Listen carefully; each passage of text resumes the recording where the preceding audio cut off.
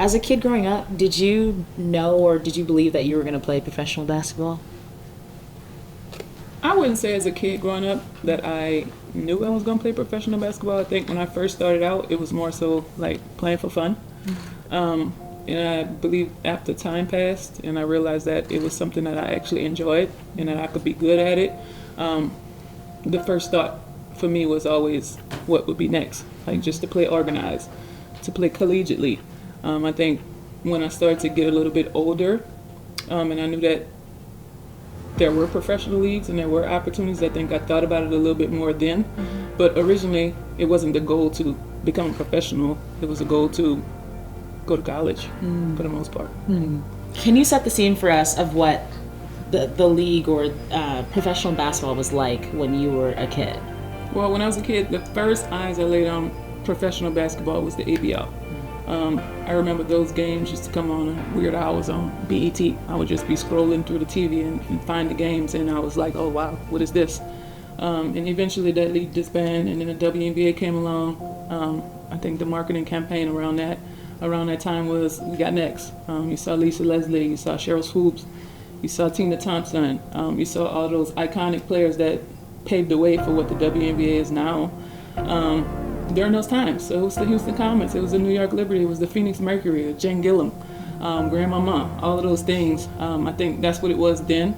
That was my first experience with it, and I loved it, you know. So seeing those things and seeing those women, understanding that there was a professional lane that we could go in if you wanted to continue to play, I think that meant a lot to me as a kid, just watching it from afar. Do you feel like if you didn't have that example of the WNBA that you would be where you are right now, having aspirations to play professionally? No, because I wouldn't have known. I like to look at it like with anything else in the world. There has to be somebody or someone or some people that paved the way, because you never end where you start. And I think the way the WNBA started and the players that we had, I think that they set the tone, and they paved the way to what we have now, and hopefully, or we will, continue to build on that foundation that's already been laid. And can you tell us about what the WNBA was like when you first stepped foot in the league? Wow. It's definitely changed tremendously. When I set foot in the league, I got drafted originally to the Houston Comets, which was one of the most iconic, winningest franchise in the WNBA. So I think that my experience might be a little bit different than some other players, but for me, it was what I knew as professional sports. We had the commercial flights that were not charters. We stayed in nice hotels.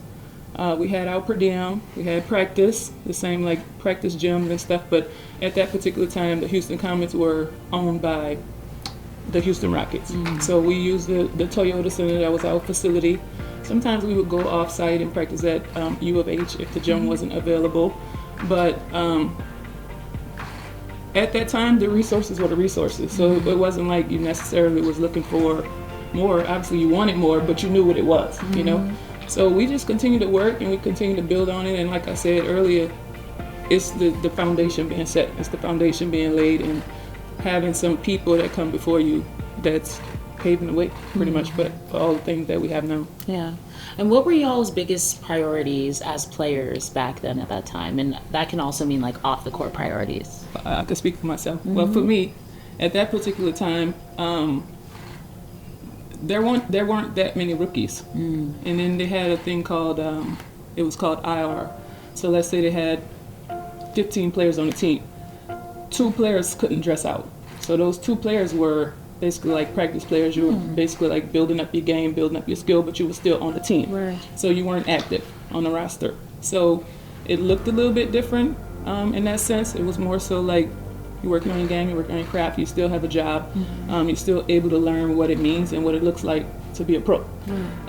So for me, I was focused on staying on the team because nothing was guaranteed. You know, you come from college and you have these experiences, maybe you're the best player, but when you step into these situations, it's not promised that you're going to be on the team. You still have to work, you still have to grow, develop your game as a player, and just learn what it is to be a professional. That was my experience and my first 2 years in the league. You talked a little bit about just staying on the team, but I want to kind of take that in a different approach of like, did you ever feel the weight of the continuation of the league in general on your shoulders? No, I could say that I never felt that. I felt more of, how can I stay? Like, what can I do to continue to be a part of this league that I know is going to grow into something even more? Maybe the players that were older than me at that particular time, Cheryl Swoops, Tina Thompson, Michelle Snow, maybe those players felt the weight of the league, helping the league survive on their shoulders just because of the experiences that they had. And then they were the face of the league. They were the ones that were paving the way. They were the ones that's laying the foundation. So for me, I think the longer that I stayed in, like the young players call it now, they call you the OG. So to me, those were the OGs. So the longer I stayed in, I became that. And that's not necessarily thinking, I have the weight of the league on my shoulders, but how can I show the next player the way? Like, how can I continue to build in the right way on what's already been so good of a product? And that feeling of mentorship, paving the way for somebody else, showing them the way, in what ways was that built for you? Do you feel like the older women on the team took you under their wing in that way? Oh, absolutely. I mean, having somebody take you under their wing looks different for everybody. For me, it was more so just being in the room, like being their teammates, seeing how they go about their business, to see how they work every day, to see how they treated other people, not just the people on the team, like how they treated the janitors, how they treated the support staff, how they treated the coaches, how they carried themselves as women. I think that having those examples in front of me was important and essential to who I became as a pro. I love that. Treating the people who you don't owe anything to. Yeah. How do you treat them when the lights are off? That's great. So now women in the WNBA are at the point where they're becoming more recognizable, like generally, to the American people. And I know you've seen this firsthand through your experiences in coaching. Was there any kind of similar hype for the W back in those days? I know you said there's the We Got Next, but was it to this level? No, it wasn't on the same level. I mean, at that particular time, there wasn't really any social media. Like when I think back on it, I want to say there was MySpace. MySpace is what I knew. Like back then in 2005, it was MySpace. So, they had campaigns, they had marketing, but I think it was more visible to basketball fans. Like people who knew basketball, people who were fans of the W, like people who knew certain players. But I think now we've reached so many more people just because of social media, just because of these women. Obviously basketball is what's getting them the opportunities, but the way that they market themselves, the marketability in it, I think that's playing a huge role in the direction that basketball is going in now. And I think it's been awesome. Yeah. Do you ever go back and think I wonder what my journey would have been like if I had stuff like social media and this marketability factor that's been injected into the WNBA back when you were playing? I don't think that I look at it like that. I think that I'm just soaking it up. Like I'm just happy that it's here, that we finally here, because it's been a long time coming. You have people that are new fans of the WNBA, but I can say this with my heart. I can say this with my chest, that the product of the W has always been good. Yeah. That's not to say that we got the notoriety or the recognition.